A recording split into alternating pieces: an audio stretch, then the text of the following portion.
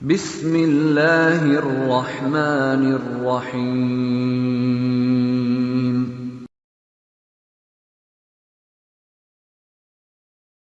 السلام علیکم ورحمۃ اللہ وبرکاتہ۔ صحت اور بیماری انسان کی زندگی کا حصہ ہے۔ کبھی انسان صحت مند ہوتا ہے اور کبھی بیمار ہو جاتا ہے۔ نبی کریم صلی اللہ تعالیٰ علیہ وسلم نے ارشاد فرمایا، کوئی بھی کانٹا انسان کو ایسا نہیں چبھتا، کوئی اذیت ہوتی ہے انسان کو، ملال ہوتا ہے، رنج پہنچتی ہے، تکلیف ہوتی ہے، کوئی بھی ایسی نہیں ہوتی مگر اللہ رب العزت اس کے ذریعے اس کے گناہوں کو بخش دیتا ہے۔ یہ بخاری شریف کی حدیث پاک ہے۔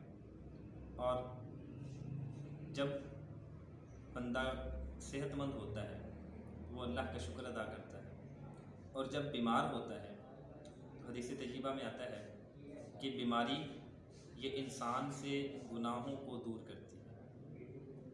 حدیث طیبہ میں آتا ہے کہ جب بندہ بیمار ہوتا ہے تو اس کے گناہوں، اس کے جسم سے گناہ ایسے جھڑتے ہیں جس طرح سے خزاں کے موسم میں درخت سے پتے جھڑتے ہیں۔ اور پھر دین ہمیں اس بات کی ترغیب دیتا ہے کہ ہم خود بیمار ہوں تو ہم چاہتے ہیں کہ لوگ ہماری عیادت کے لیے آئیں، اور دین ہمیں اس بات کی بھی ترغیب دیتا ہے کہ اگر لوگ بیمار ہوں، ہمسائے بیمار ہوں، ہمارے رشتہ دار بیمار ہوں، بھائی بیمار ہوں، بہنیں بیمار ہوں، تو ہم ان کی عیادت کے لیے بھی جائیں۔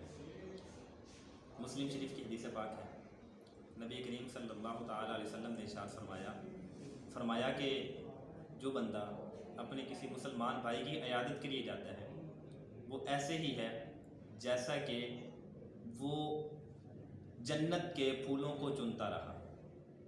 ترمذی شریف کی حدیث پاک میں آتا ہے، نبی کریم صلی اللہ علیہ وسلم نے ارشاد فرمایا، کوئی بھی بندہ جو اپنے مسلمان بھائی کی عیادت کے لیے جاتا ہے تو اس سے اگر صبح کو جائے تو شام تک 70,000 فرشتے، اگر شام کو جائے تو صبح تک 70,000 فرشتے اس کے لیے دعائے مغفرت کرتے رہتے ہیں، اور اس کے لیے جنت میں ایک باغ لگا دیا جاتا ہے۔ تو اس حدیث طیبہ سے ہمیں یہ پتہ چلتا ہے کہ ہمیں دوسرے مسلمان بھائی کی عیادت کے لیے جانا چاہیے۔ اگر کوئی بیمار ہو جائے تو اس کی عیادت کے لیے جائیں۔ حضور نے فرمایا کہ مسلمان کے ایک دوسرے مسلمان پر 6 حقوق ہیں، ان میں سے ایک حق یہ ہے اگر وہ بیمار ہو جائے تو اس کی عیادت کے لیے جائیں۔ اور عیادت کے کچھ طریقہ کار ہیں، کچھ ادب و آداب ہیں عیادت کرنے کے۔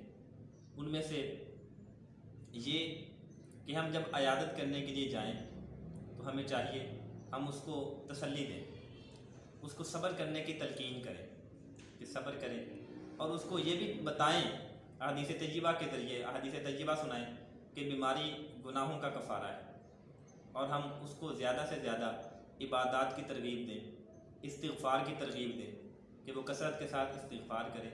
اور جب ہم جائیں عیادت کے لیے جائیں، عیادت کے ادب و آداب میں سے یہ ہے کہ جب واپس آئیں تو اس کو کچھ نہ کچھ دے کے آئیں، اور گھر میں اس کے کوئی کام رہتا ہے اس کام میں تعاون کر دیں، اس کی مدد کر دیں۔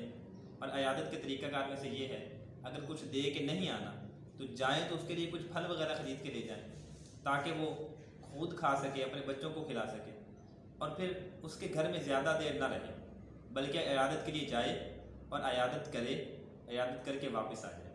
اتنی دیر نہ رکے کہ جس سے مریض بھی پریشان ہو جائے، مریض کو بھی تکلیف ہو، اور مریض کے گھر میں خود کھانے کے لیے نہ ہو اور وہ آپ کے کھلانے کے لیے فکر مند ہو جائے۔